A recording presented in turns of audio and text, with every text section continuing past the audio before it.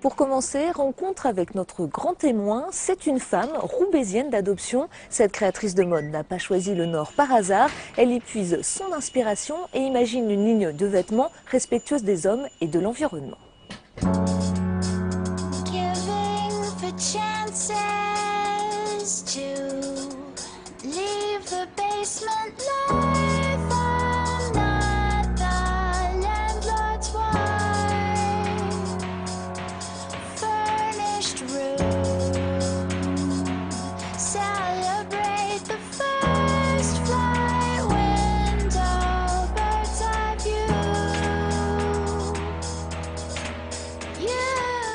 Qui a dit que le textile était définitivement mort à Roubaix? On a maintenant rendez-vous dans une boutique qui fait de la résistance et d'une bien jolie façon.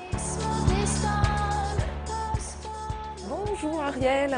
Bonjour Julie, bienvenue. Merci beaucoup. On est dans votre boutique où vous commercialisez votre marque depuis 2 ans, l'Herbe Rouge. Qu'est-ce qu'on trouve ici dans vos rayons? On trouve des vêtements, de beaux vêtements dans des matières écologiques, fabriqués de manière responsable dans la pure tradition de l'art. On fait des vêtements faciles à porter, de qualité et qui sont utilisables pour tous les moments de la journée. Eh bien Ariel, je vais tout de suite essayer cette tunique pour voir si je me sens mieux. Vous avez un petit format. J'ai un petit format. Ce sera peut-être un petit peu, mais on va peut-être essayer. Oui, on va essayer, ça Alors, donne une idée déjà.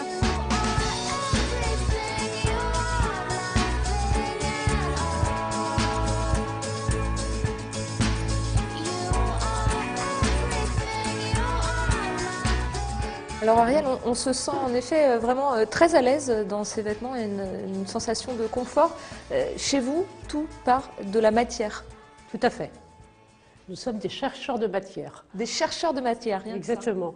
Alors, tout part du terroir, en fait, finalement, un petit peu comme le bon vin. Donc du coup, on a quoi comme matière là? Du coton bio? On a du coton bio, alors, donc il n'y a pas ni de pesticides, ni d'herbicides. Ensuite, bon, sur l'été, j'en ai pas là, mais on est très attaché au lin biologique. Je rappelle également que le nord de la France est une terre de culture de lin. Et donc, on est sur un prix moyenne gamme, avec de la qualité haut de gamme. Alors, le prix moyen d'une pièce est de 100 € chez nous, mais c'est une pièce quand même, vous avez pu le constater quand même, avec de la qualité, avec une histoire, avec de la création, des finitions. On est ici à Roubaix, tout le monde n'a pas les moyens de s'acheter une pièce comme celle-ci. Il y a un choix à faire. Est-ce que je préfère un petit peu moins, mais mieux? Mais est-ce qu'en même temps, si je suis cadre moyen, est-ce que je suis obligée de m'habiller avec de la merde? Quand il y a des pièces qui sont pas chères, il y a toujours un problème derrière. Hein. C'est qu'à un moment ou un autre, il y a la teinture qui est pas propre, qui va pas faire du bien à celui qui le porte. C'est que la fabrication n'a pas été responsable, c'est-à-dire qu'on a fait travailler n'importe comment, n'importe qui. Donc nous, on essaie juste de remettre du sens. Et à Roubaix, non, c'est possible. Bien sûr, on ne va pas habiller toute la terre entière. Alors Ariel, la ville et la région ont misé sur le développement culturel. Ici, le Louvre qui s'est installé à Lens, les terris qui ont été classés au patrimoine mondial de l'UNESCO, le musée de la piscine, ici, à Roubaix. Et on le sait peu, l'Institut du monde arabe a ouvert une antenne à la fin de l'année 2012. Je crois que vous n'y êtes pas encore allé, je vous propose qu'on aille le découvrir ensemble. Allez, on est parti. Direction Lima, à Roubaix.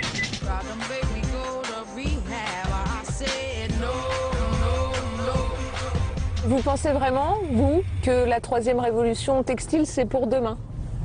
Ah oui, je suis une passionnée, bien sûr. La troisième révolution industrielle du textile, elle passera par le Nord. Elle passera par le Nord, parce que le Nord a besoin de trouver des solutions et le Nord a toujours rebondi dans les moments difficiles.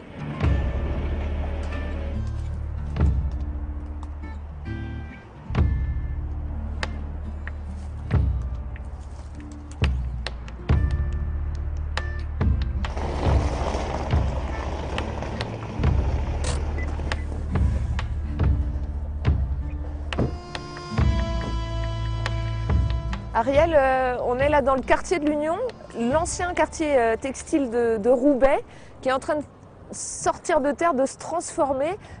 On est vraiment dans ce que vous appelez, vous, le petit Berlin. Tout à fait, on ressent vraiment des vibrations de Berlin après la chute du mur, quand tout Berlin-Est s'est mis en route pour se reconstruire. Et puis c'est bourré d'émotions pour les gens qui ont connu la désindustrialisation du textile, puisqu'on se trouve quand même sur la zone de l'Union, où il y avait jusqu'en 2003-2004 l'usine du peignage de la Tossay, Le peignage de la laine. Le peignage de la laine, tout à fait. C'est vraiment impressionnant, on voit le passé ici, qui est encore présent, ces restes d'usine un peu murés, les vitres un peu cassées. On sent vraiment qu'il y a eu une vie ouvrière ici. Oui, une vie ouvrière qui n'a pas toujours été facile, mais les gens à la Tossay étaient vraiment comme une famille. Il y a aussi toute la phase d'immigration après 1945 où des personnes en provenance d'Algérie ou du Maroc sont venues prêter main forte à ces usines. Et justement, c'est ici qu'a choisi de s'installer l'Institut du monde arabe, l'antenne. On va voir tout de suite, on y va ?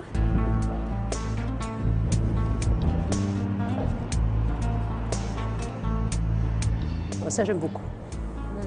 C'est beau. Le problème, c'est qu'on a toujours envie de toucher. Il y a des petits restes d'écriture. On est dans le développement durable, c'est bien. Ariel, des expositions, des colloques, des cours de langue sur le modèle parisien. Ici, l'Institut du monde arabe se veut un pont entre les cultures françaises et arabes.